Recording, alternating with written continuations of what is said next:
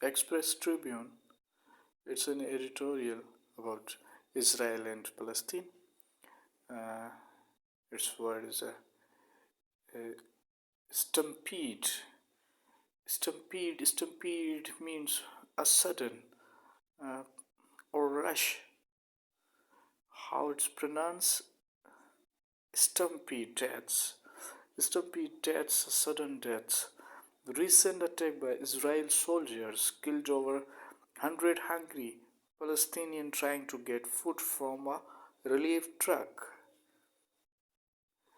Israel's genocidal. It's in genocidal.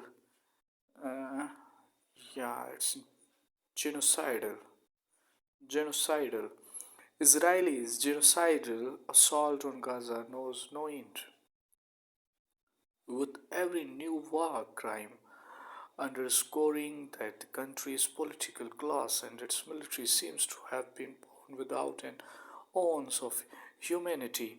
Ounce means a bit of humanity, a little of humanity. The comments and conduct of the Israel government and its death squads has been so astoundingly bloodthirsty that news summaries are indistinguishable from fictional supervillain. The recent attack by Israeli soldiers that killed over 100 hungry Palestinians trying to get food from a relief truck came as some people in the country have reportedly taken to eating animal fodder and leaves to avoid starving. Unfortunately, while almost the entire world knows that the bodies on TV are real and their deaths entirely unjustified, the US has convinced itself that thousands of dead Palestinian children are fiction, while billions of people are disgusted by the US move. It is unfortunately practical. Acknowledging genocide would mean admitting US responsibility and complicity, since most of the bombs blowing up Palestinians are made in the USA.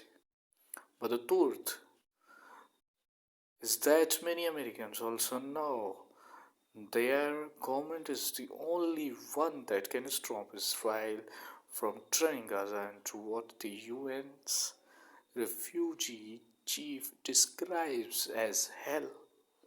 Some American opponents of genocide say they will vote against President Joe Biden to punish him for his support of Israel. Unfortunately, this would not help much because even though Biden has literally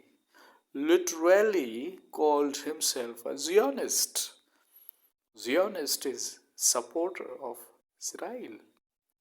He has on occasion offered up mild criticism of Israel and PM Benjamin Netanyahu. Former President Donald Trump, on the other hand, has perhaps the most anti Palestinian president in the US history. He gave Israel a free hand to do whatever it wanted with no criticism. He was so extreme that the Palestinian Authority cut off ties with the US in response to his moving the US embassy from Tel Aviv to Jerusalem. He also made the case for a Palestinian state weaker by convincing several Muslim states to open diplomatic relationship with Israel. It is thus up to US allies to convince Biden to put his thumb on the scale before Netanyahu kills and starves all Gaza. That was the editorial in Express Tribune about Israelis and Palestinians, 3rd March 2024.